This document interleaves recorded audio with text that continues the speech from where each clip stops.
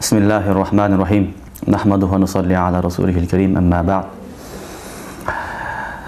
Bizge birinci suro Tilek Toqtoqojaev'den geliptir jalanımızdan. Surosu Badiüzzaman Said Nursi, Fathullah Gülen jana başka uşul siyaktууларга көз карашыңыздар кандай, идеологиясына ишеним болса болобу же күмөнбү деген суроо келиптир. Бул Бадиюззаман Said Nursi чоң алым, чоң исламдагы орду бар ойчул алымдардын бирөөсү, ислам динине чоң салым кошкон, көптөгөн эмгектер жасаган, ал кишинин эмгектерине дүйнө баары тааныйт. Шек күмөн жок, анын идеологиясы, акыйдасы болсо Ахли Сүннет вал Жамаат акыйдасы эле. Эгерде сиздин кандайдыр бир шек күмөнүңүз болсо, анда бизге ошону жиберсеңиз, далил түрүндө, биз далил түрүндө сизге жооп беребиз. Экинчи суроо бул деле ошол Тилек Тоqtoqojaевден келиптир. Тыжабшанга күмөн барбы? Сиздин көз карашыңыз, пикириңиз. Дагы бир суроо, Аллахтын 99 сыпаттарына ишенебизби же андай эмеспи деген суроо экен. Бул Жавшаны Кабир деген китеп бар. Ошол китептин сурап атыптыр. Бул китеп негизинен Жавшаны Кабир, Жавшаны Сагир деп экиге бөлүнөт. Эки китептен бүгүнкү күндө бар. Жавшаны Кабир китеби бул дуа китеп. Буну колдонсо болот, окуса болот. Андагы дуалар бардыгы шариатка дал келет. Андан сырткары көптөгөн дуа китептери бар, бардыгын колдонсо болот. Аллах Тааланын сыпаттары негизи пайгамбарыбыз саллаллаху алейхи ва саллям айткан: "Инна лиллахи тис'ата ва тис'уна исман ва ман ахсаха дахалал жанна." Аллах Тааланын 99 ысмы сыпаты бар, ким аны эсептеп окуп жүрсө бейишке кирет деген. Ошонун негизинде ошол сыпаттар айтылган. Андан сырткары Асмаул Хусна тауқифи деп айтылат. Тауқифи дегени ошол пайгамбарыбыз гана айткан, андан башка ысымдарды айткан эмес деп айтылат. Эмес, уламалар мына ошол Аллах Тааланын ысмыны 99 ысмга келгенде көпчүлүгү эки кылды маана айтат. Кээ бирөөлөрү ушул гана ысым менен чектелип, башка ысымдарды сыпаттаган, Аллага ысым берген болбойт дейт. Себеби Алла Таала пайгамбарыбыз саллаллаху алейхи ва саллям дагы хадисинде 99 гана сыпатын айткан дейт. Кээ бир уламалар жок.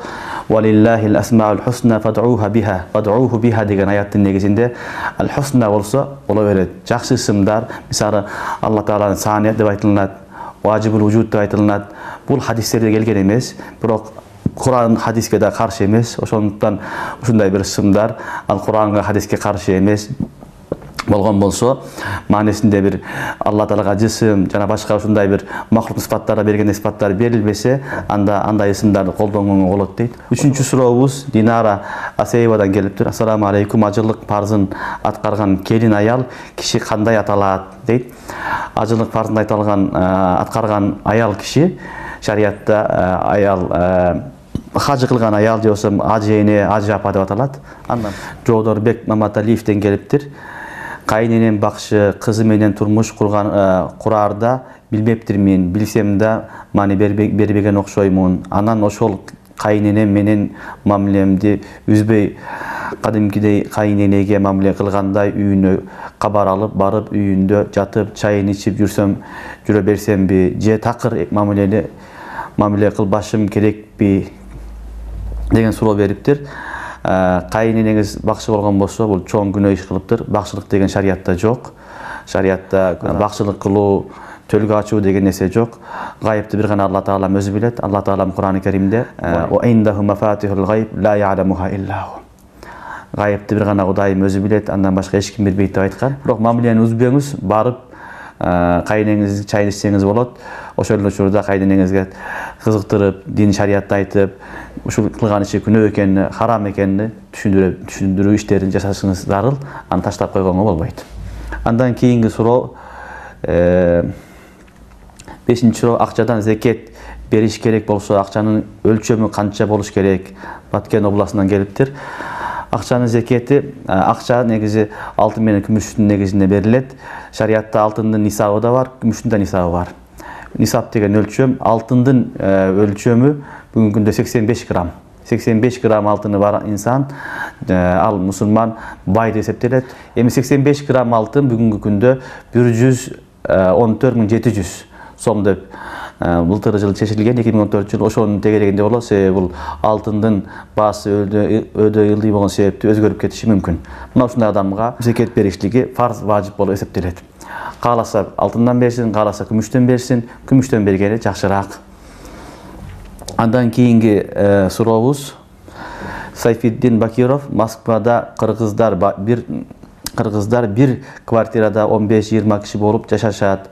Аларды билген райондун полициясы келип, квартираны арендага алган кишиге айына акча төгүп турасың деп налог салат экен.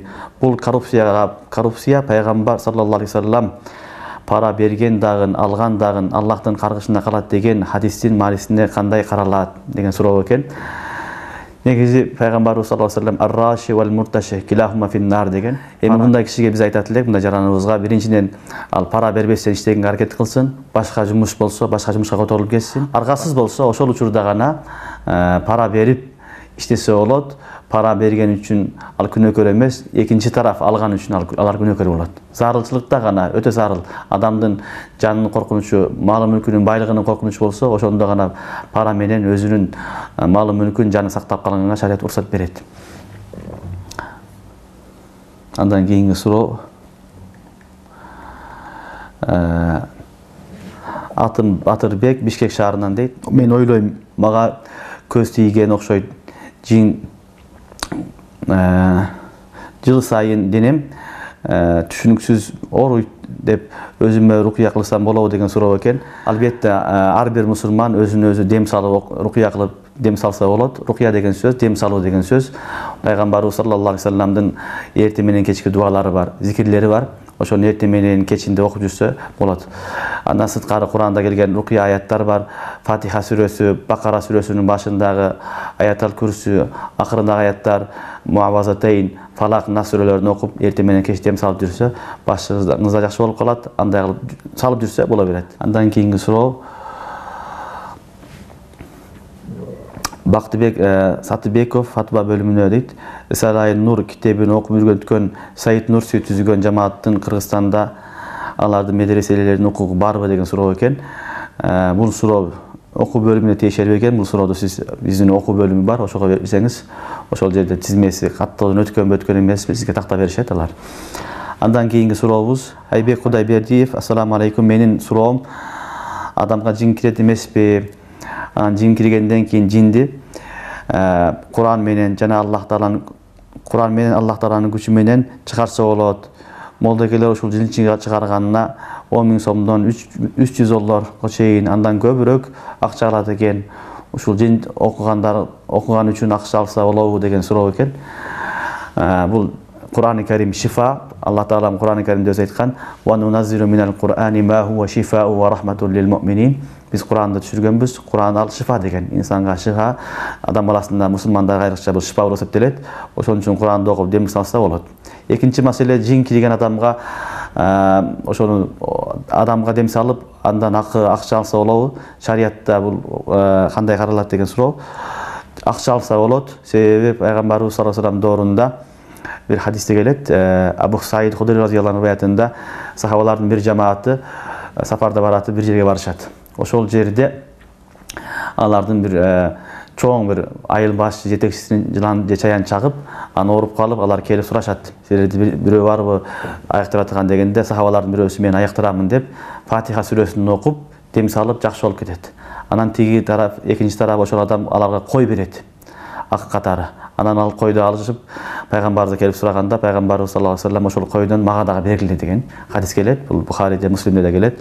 Ошол хадистин негизинде уламалар рукуя шар'ия, Кур'ан хадисте окулган нерселерге жинге дем салган болсо, аларга акча алса болот деп айтат. Бирок өтө кымбат кылбасын, элдин дагы халатыны, акыбалын карап, шартына жараша өтө көп албастан